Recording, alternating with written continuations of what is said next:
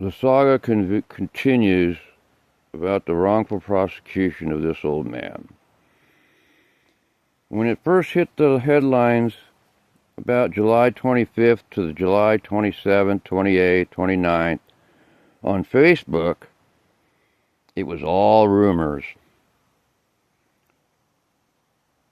Except maybe a couple posts where they saw people robbing my property. And the moderator, all he wanted to do is tell people, hold on here, hold on. Nobody knows the truth. None of you were there. Wait for somebody that was actually there to tell us the truth. So as soon as I gave the truth to my daughter to upload, she did. And within an hour, the entire site was scrubbed. What? Was Facebook scared of the truth being told? Or were they being told by the authorities? Scrub it. The truth can't be told. Well, we wonder why.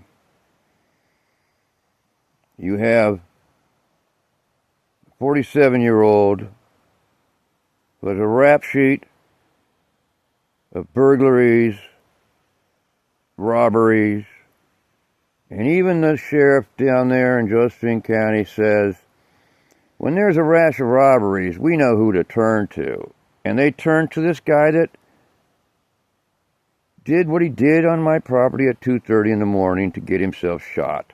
Unfortunately, and thank God he survived. Nobody was there to kill anybody. But you can't just go into somebody's property at 2:30 in the morning armed and expect not to be shot. So what this Josephine County Sheriff's Department or the Oregon State Police Department is thinking, they need to rethink what they're thinking, because a wrongful prosecution is clearly pointed out not only by myself, but by the Oregon Criminal Justice Commission.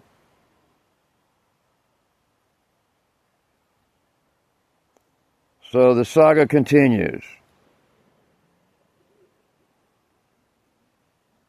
No, I'm not in jail. No.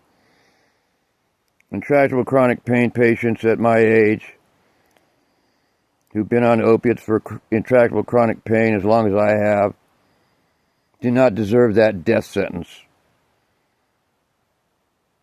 Especially when a case is thrown to the dogs of the grand jury before it's even completely finished, let alone barely started. And then all of a sudden you have evidence coming up that he was actually going to rob me and he's actually going to burn our property down. All put out by his ex-wife, calling him an extremely dangerous person. Well, now we know how extremely dangerous he is and who's protecting him,